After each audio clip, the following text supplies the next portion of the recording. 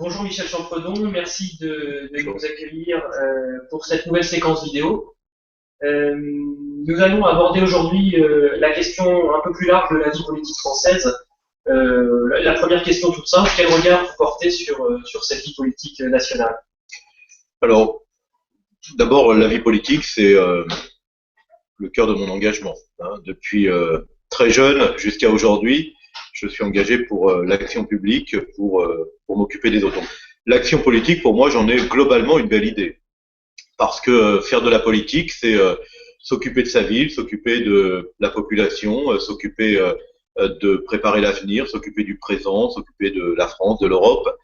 C'est donc voilà, s'occuper de la société dans laquelle on vit. C'est donc un bel engagement, un engagement généreux, altruiste, qui mérite d'être revalorisé.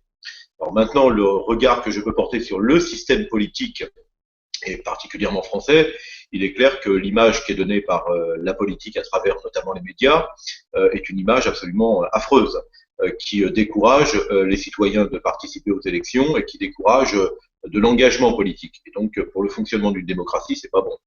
Peut-être que c'est plutôt l'image des partis qui est mise à mal aujourd'hui. Les partis ont effectivement mauvaise presse. Il suffit de le constater à travers un certain nombre d'affaires financières, personnelles, des dysfonctionnements d'appareils. Tout ça contribue à donner une mauvaise image des partis. Pour autant, il est vrai que sans parti politique, la démocratie aurait du mal à fonctionner. Je ne vois pas comment on pourrait organiser les hommes et les femmes, élaborer une pensée, élaborer des projets, structurer les campagnes électorales, gérer le pays, s'il n'y avait pas des structures politiques. On appelle ça des partis, on pourrait l'appeler autrement, des associations, mais en tout état de cause, il faut quand même une structure pour gérer tout cela. Et quel regard vous portez sur les scandales politiques qui émaillent l'actualité quotidienne chaque jour? Oh, les scandales, j'ai envie de dire, depuis le début du XXe siècle, l'actualité est dégradée de scandales politiques, financiers. Je pense que les Français ne sont pas dupes sur l'imperfection de l'homme, tout simplement. Avant d'être un homme ou une femme politique, ce sont d'abord des individus, et avec leurs imperfections, leurs points de force, leurs points de faiblesse, leur motivation. Certains sont motivés par l'argent, d'autres par le pouvoir, d'autres par autre chose. En tout état de cause, je crois qu'il faut on a les élus qu'on mérite, d'abord. Donc, il faut aussi rappeler aux citoyens qu'ils ont une responsabilité dans le choix qu'ils font de leurs élus. Moi, je suis assez frappé en même temps de voir la société française dire il faut des élus honnêtes, intègres, disponibles, etc. Et puis, on voit bien souvent que un certain nombre de personnes qui sont dans la chronique judiciaire en permanence sont sans cesse réélues. Dire à un moment donné, les citoyens ont aussi leur part de responsabilité dans l'élection. On l'a vu encore aux élections sénatoriales dans le sud de la France, où tel responsable politique, Guérini, réélu au Sénat. On se souvient de Balkany, on se souvient de Tiberi. Bon, bref, on se souvient d'un certain nombre de personnes qui ont eu des affaires judiciaires à n'en plus finir et qui, malgré tout, étaient quand même réélus. Donc, si les hommes politiques sont pas parfaits, rappelons aussi que les citoyens en démocratie, c'est quand même eux qui choisissent. Maintenant, je pense que le divorce qu'il y a entre les citoyens et les responsables politiques aujourd'hui n'est pas dû principalement aux questions de scandale. Je pense qu'il y a des problèmes de fond plus importants. Il y a peut-être la question du renouvellement de la classe politique.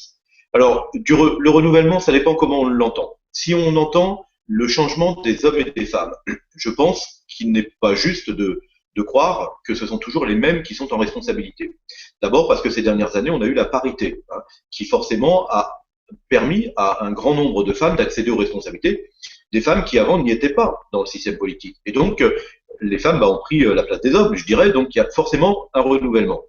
Il y a l'émergence de la diversité, où là aussi on voit de nouveaux visages avec de nouvelles couleurs qui accèdent à des postes de responsabilité. Donc ça aussi c'est un renouvellement important. Il y a une volonté aussi des partis politiques de temps à autre de mettre un certain nombre de jeunes. Là aussi ça contribue à renouveler. Et puis il y a eu toutes les alternances politiques.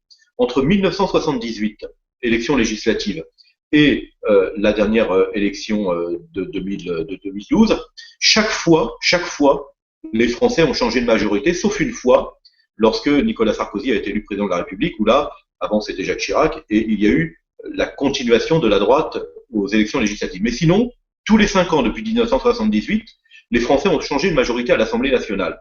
Et donc, à chaque changement législatif, il y a un renouvellement profond de la vie politique. Et donc, chaque fois, changement de gouvernement, etc., changement de tête.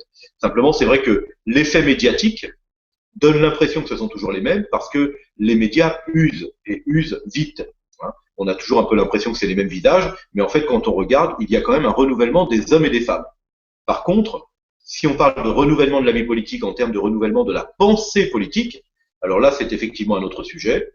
Et alors, selon vous, justement, sur cette question, pensez-vous que la vie politique française a besoin d'un profond changement de son fonctionnement, du fonctionnement démocratique, peut-être d'une sixième république?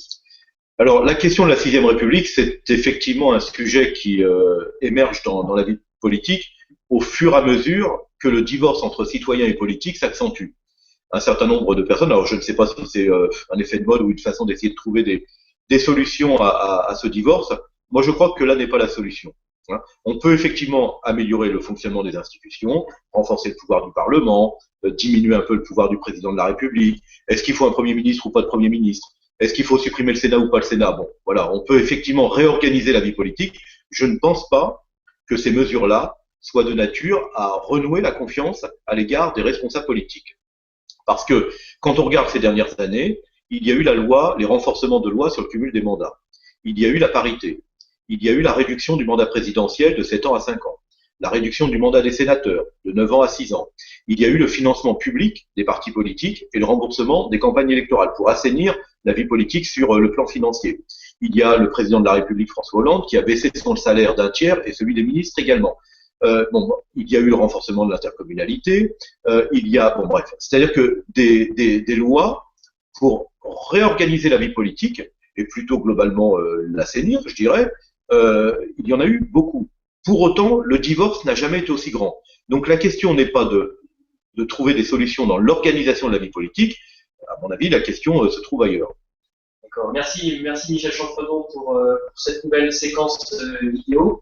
Et on donnera rendez-vous aux internautes pour de nouvelles vidéos bientôt sur le site de RPA. Merci Michel Chamfredon. Merci.